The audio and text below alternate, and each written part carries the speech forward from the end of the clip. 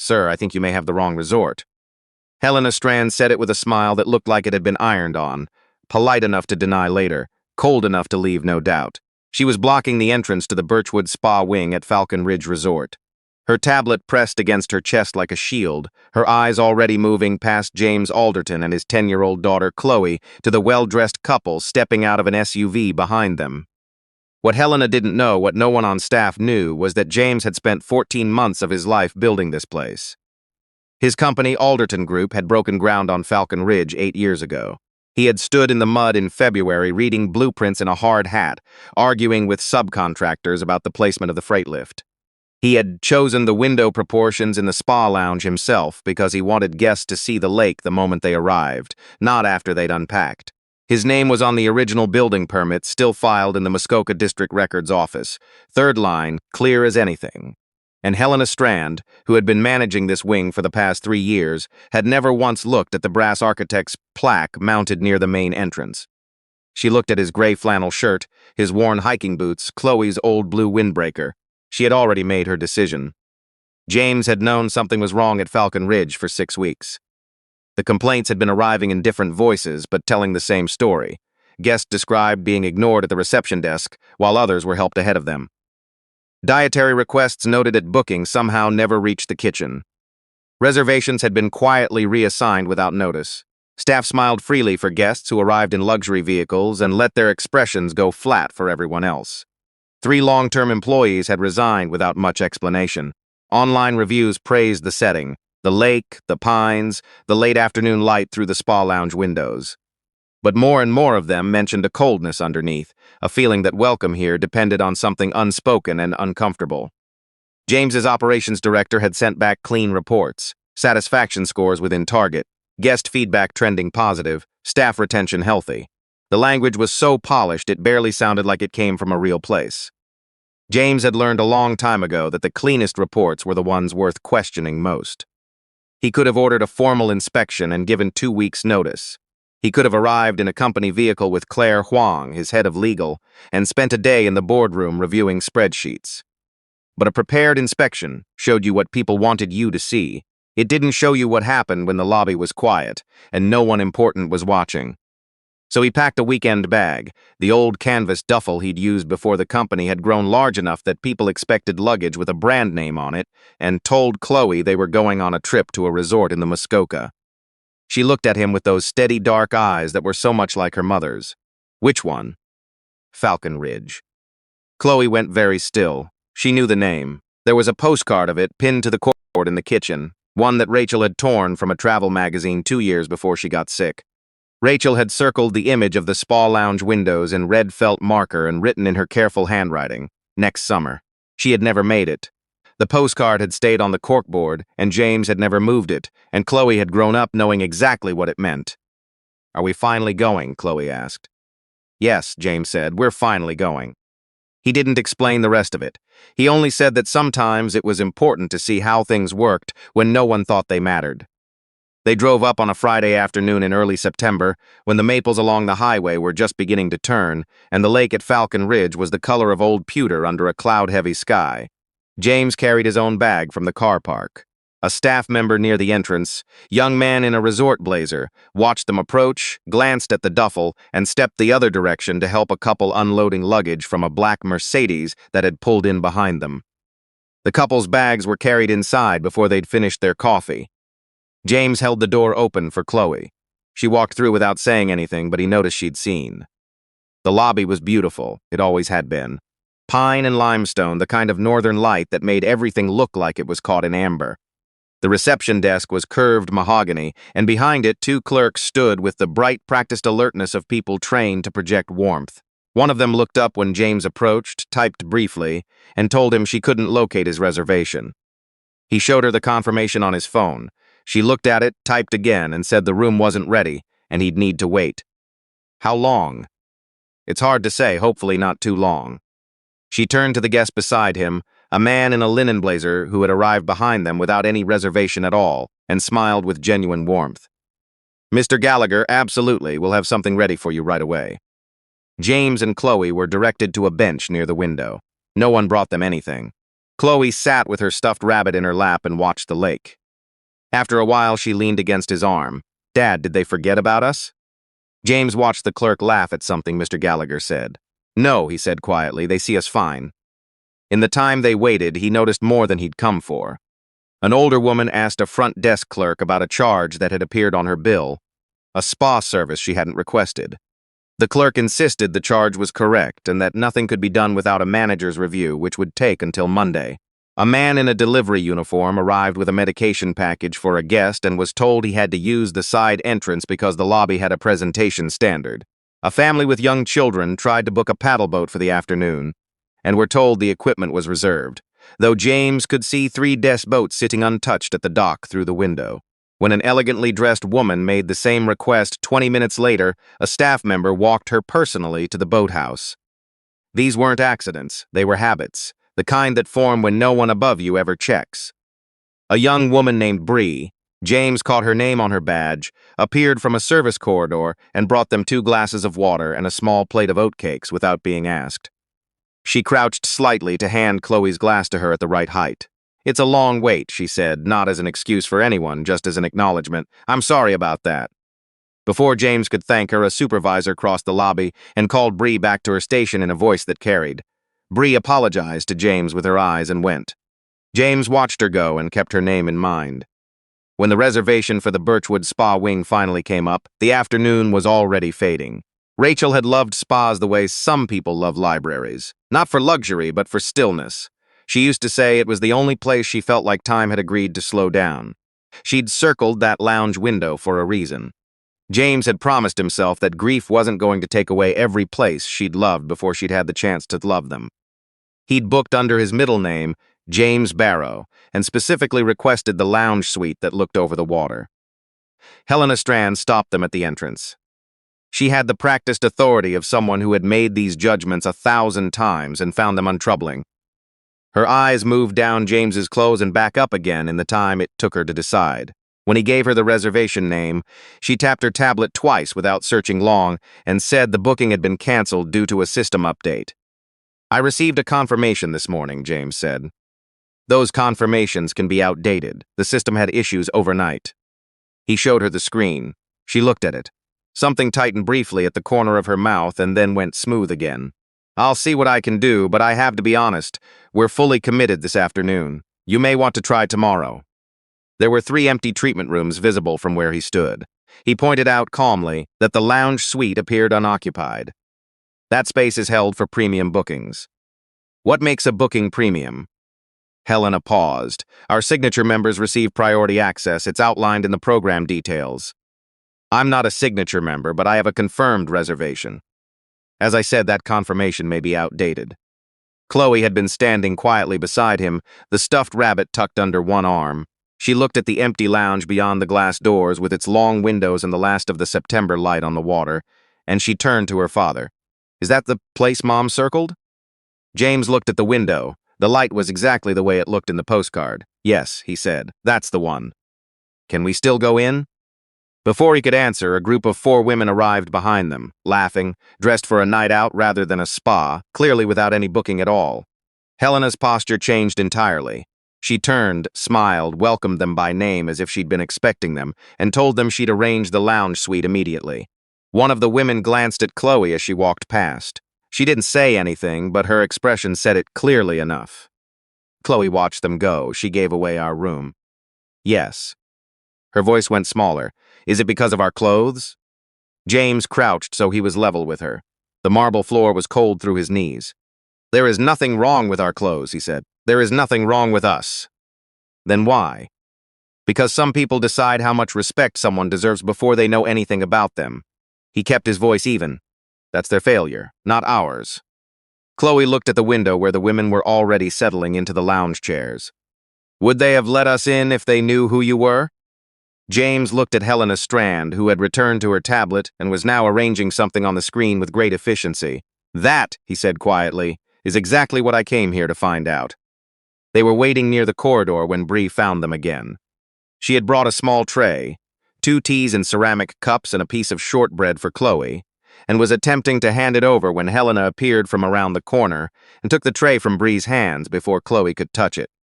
The shortbread slid to one side. Chloe's hand hung in the air for a moment. "You are not authorized to serve guests outside the booked areas," Helena said to Bree, her voice low but not low enough. "The child has been waiting for over an hour," Bree said. "She hasn't had anything. If guests require refreshment, they can make a request through the proper service channels. They have a valid reservation. They should already be inside. That's not your determination to make." Bree looked at Chloe, then at James. Then she looked at Helena with the expression of someone who had swallowed this kind of instruction for too long and was beginning to feel its full shape. "I was trying to help. Your job is not to decide who needs help." Helena carried the tray back through the service door. Several guests near the corridor had stopped to watch. James kept his expression neutral. Beside him, an older man who had been standing quietly against the wall cleared his throat. His name was Albert Thiessen.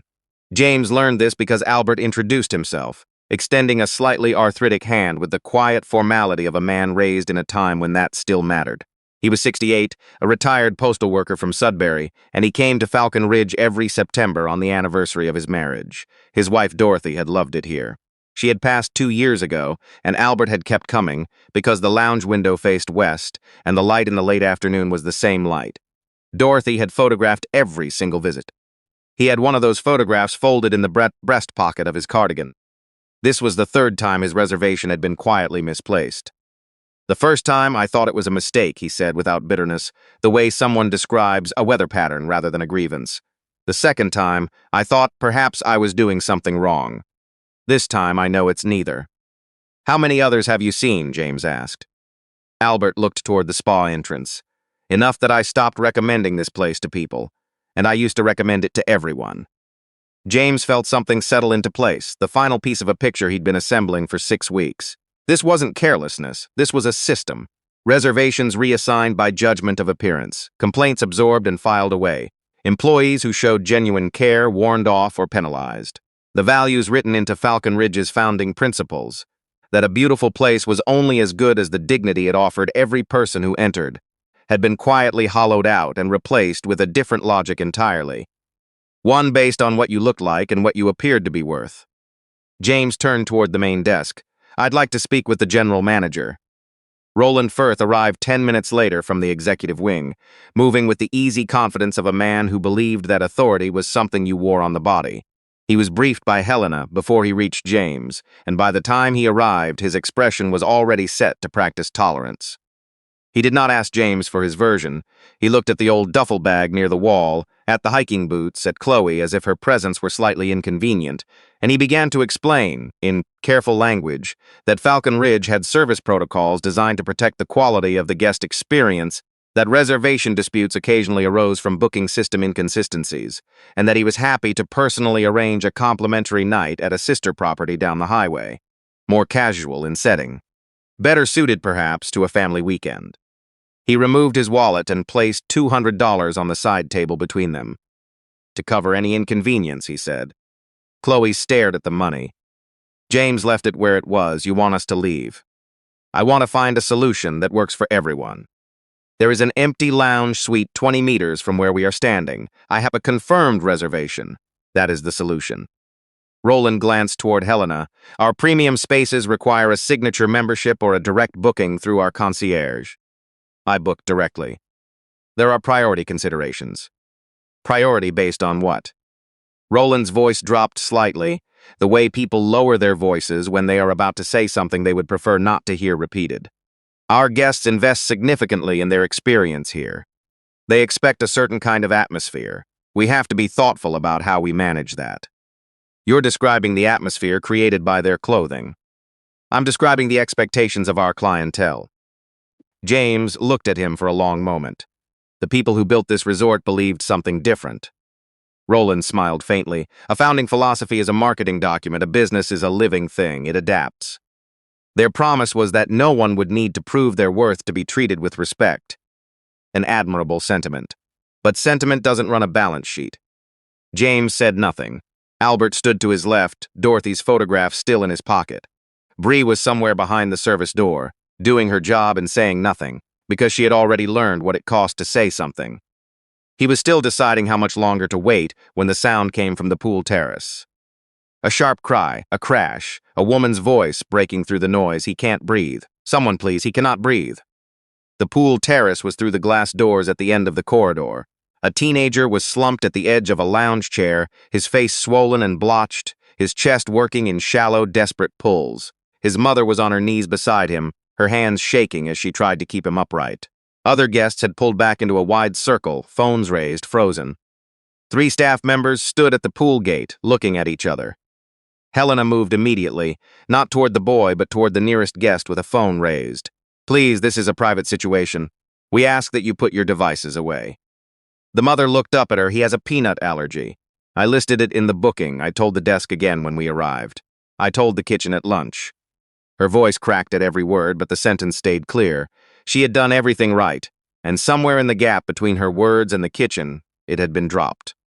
James was already moving through the gate. "Call for emergency services now," he said, and his voice was level enough that a staff member reached for the front desk phone without thinking to check whether he was authorized to give that instruction. He knelt beside the teenager and checked his airway, his pulse, the rate of swelling. "Does he carry an injector?"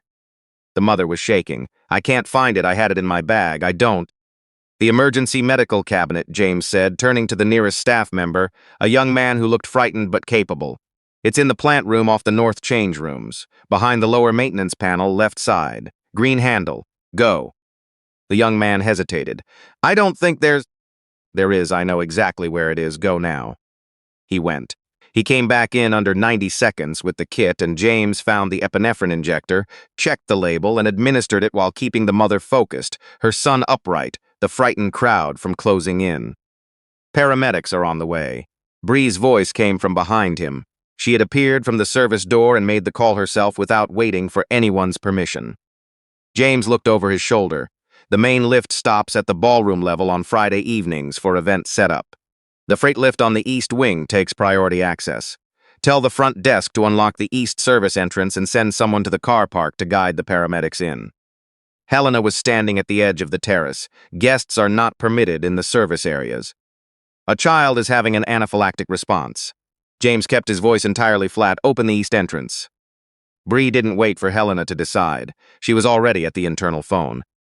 The paramedics arrived in under 8 minutes, through the east entrance exactly as James had described, and had the teenager stabilized and on a stretcher within 3 minutes of walking through the gate. His mother gripped James's arm before following them out. She couldn't form a full sentence. She didn't need to. When they had gone, the terrace went very quiet. Roland Firth was standing at the glass doors. He had watched all of it, the injector, the lift instructions, the service access, and his expression had shifted, not with shame, with calculation. The man in worn hiking boots had known where the emergency cabinet was, had known the lift schedule on a Friday evening, had known the service access layout as if the building's structure was as familiar to him as his own house. Those were not facts that ordinary guests possessed. "Who are you?" Roland said. Helena stepped forward before James could answer. Her voice was unsteady for the first time all day. "Bree, you intervened again without authorization. You are terminated, effective immediately." Bree's face went pale. James stood up. "No," he said. Helena looked at him as if she'd briefly forgotten he was still there. "I beg your pardon?" "She stays. You have no authority in this matter." "I have every authority in this matter." Roland straightened his jacket. "Perhaps we should all take a moment to—" He stopped because the east service door had opened again, and the woman walking through it was Claire Huang. She carried a corporate folder and walked past Roland without acknowledging him, which was itself a kind of statement. Every employee at Falcon Ridge recognized Claire from the annual company meeting.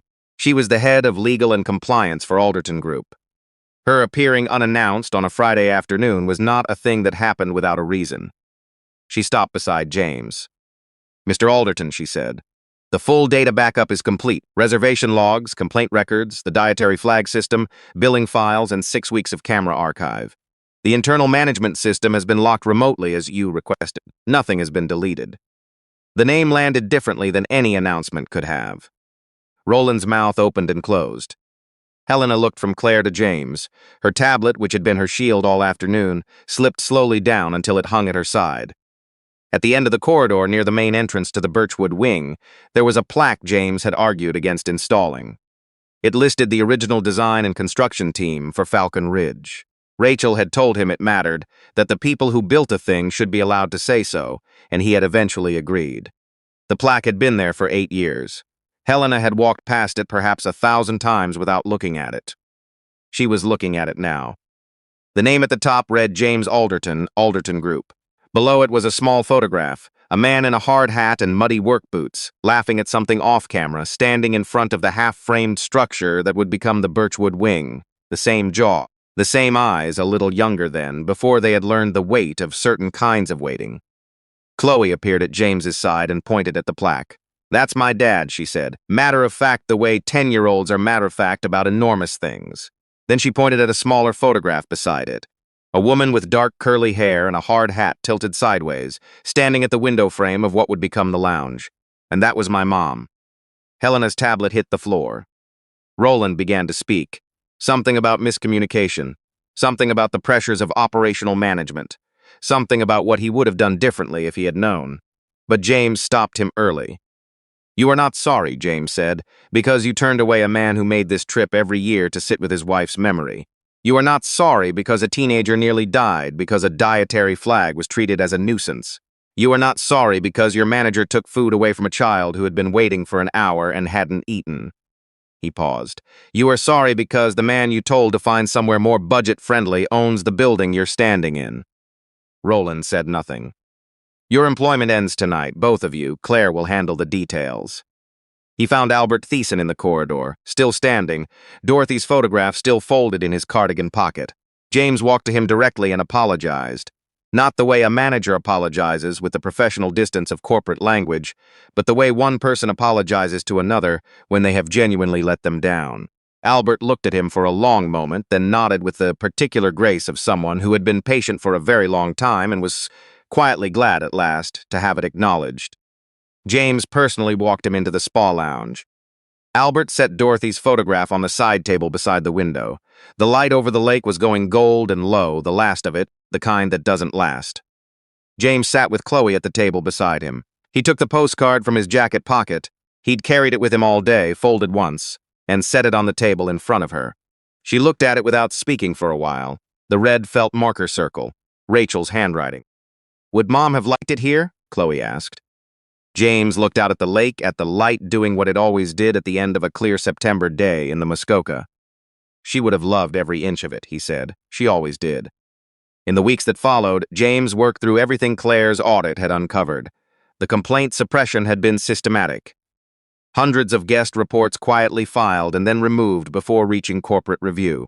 The dietary flagging system had been deliberately shortened by Helena to speed up seating turnover. The decision documented in an internal message thread preserved in the backup. Bree's shifts had been cut twice after she raised concerns in writing.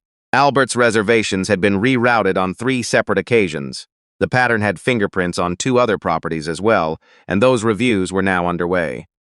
James rebuilt the complaint system so that guest reports went to an independent channel that no property manager could access or delete. Dietary flags became mandatory, double confirmed at both booking and at service.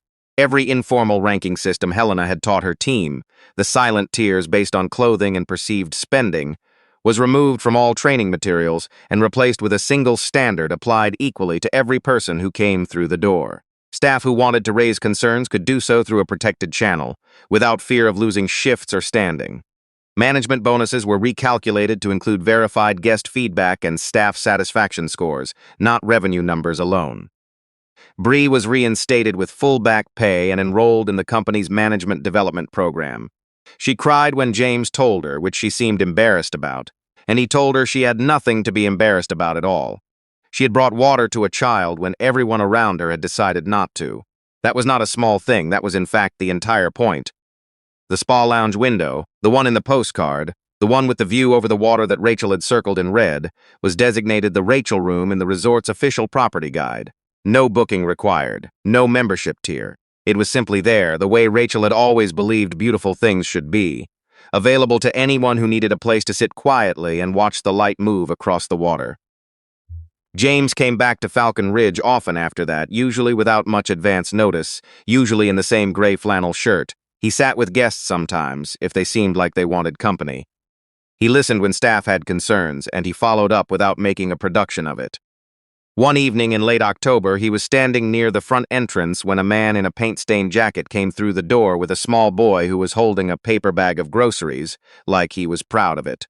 The man paused just inside, the way people pause when they are not entirely sure they are in the right place, when a place like this might not have room for someone like them.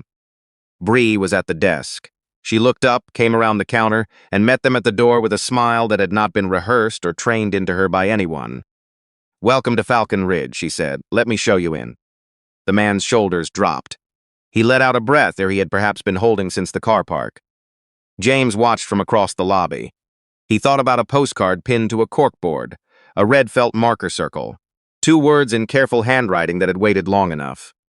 He thought about what it meant to build something and then forget to protect what you built it for. He thought about a 10-year-old girl holding a stuffed rabbit, asking questions that had no comfortable answers. The man in the paint-stained jacket followed Bree inside, his son still holding the groceries, and the door swung closed behind them. The light in the lobby was exactly the light Rachel had seen in the photograph, and loved before she ever set foot in the place. And Falcon Ridge was, at last, what it had always been meant to be.